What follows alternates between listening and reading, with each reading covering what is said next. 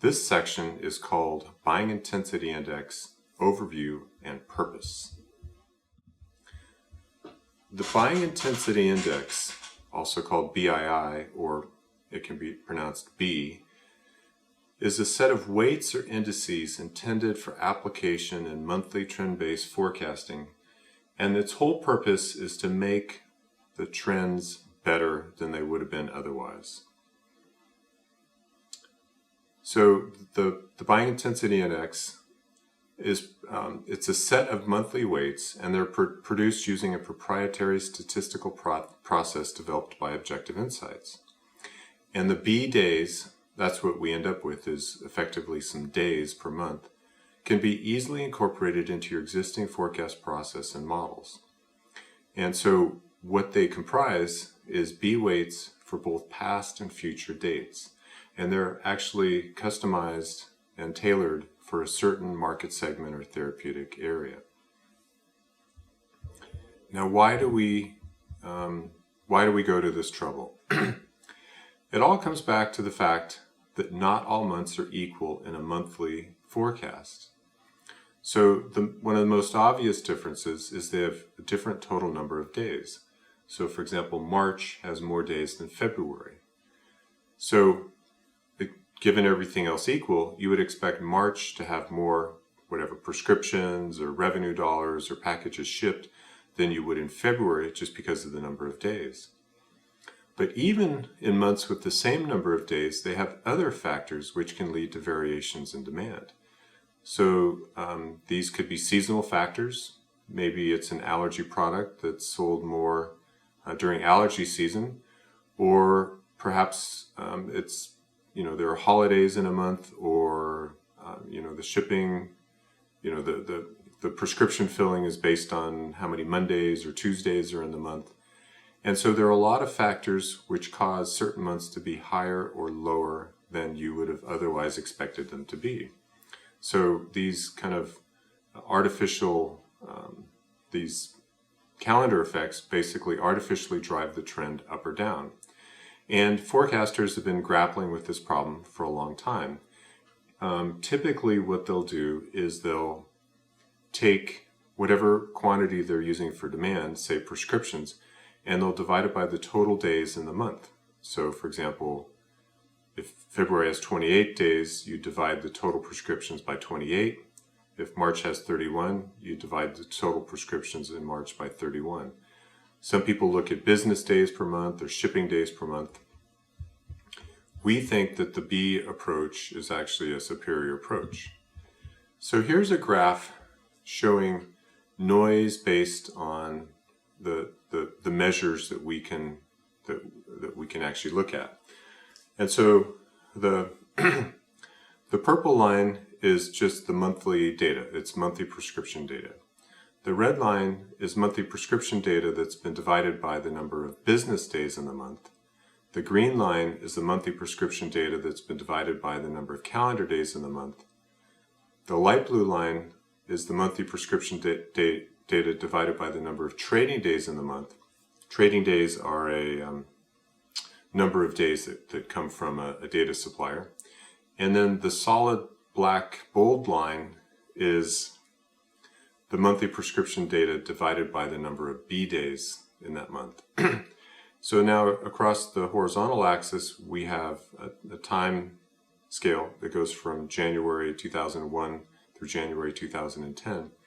And on the vertical axis, we have noise. And the less noise you have, the better. And the quantities that have less noise are centered more around the 0% axis. And you can see that the B days actually have, especially in the second half of the graph, far less noise than the other measures. And the rationale here is that if you filter out the noise and the true demand, you're going to get a better trend. What we found is that the B days approach filters out noise better than other approaches we've looked at, leading to better trends, leading to less errors in the trends. And so we'll talk about this specifically. So this next graph shows the 1 month ahead MAPE. So MAPE is mean absolute percentage error. So it's a measurement of error, and the lower the number, the better.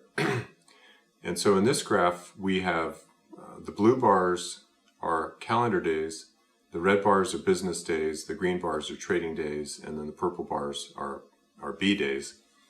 And so what we did here is we held out actual data. So we had historical data, but we hid it from the trending method. And then we trended, and then we compared the actual held out data to the trend to see how close it was. And so you can see in holdout 1, if we use calendar days, our error was about 2.5%. If we use business days, our error was 3.5% or so. If we use trading days, it was slightly under 2%. And if we use B days, it was under 1%. And so you can see for all the 6 holdout periods that we used, the B days came out on top. And we can also look at a quarter ahead. So here's the same graph, but just looking 3 months out. And again, we notice the same result, which is that the B days have the lowest error. So here is the average 3-month ahead MAPE by therapeutic area, because the errors are going to really depend on the therapeutic areas. Some therapeutic areas have clean, consistent data, and some therapeutic areas have kind of noisy data. So here we have 4 different therapeutic areas, 1, 2, 3, and 4. And the important point is that in every one of those therapeutic areas, the B days had a lower error than the other calendar days, the other calendar day approaches. So the Buying Intensity Index has a number of benefits. So it improves trend-based forecasting accuracy. So accuracy is always good in forecasting. And there's less month-to-month variability in the trends. Now, why is this important? Well, it's important because you don't want to say, this month that the product is going to be, the trend is low, and then the next month is high, and then the following month it's going to be low, because the forecaster then has to explain that to other people. Why was the trend low? Why did it go high? Why did it go low again? What you would like is a consistent trend that doesn't vary month to month with each month of data that's added. The Buying Intensity Index can be easily incorporated into an existing forecast process, as it has been with the short-term forecaster, and it's customized for each therapeutic segment. So you get the proper B days for that therapeutic area. And it can be updated over time to incorporate shifting demand patterns. And so we typically update the B days once a year, maybe once every 2 years.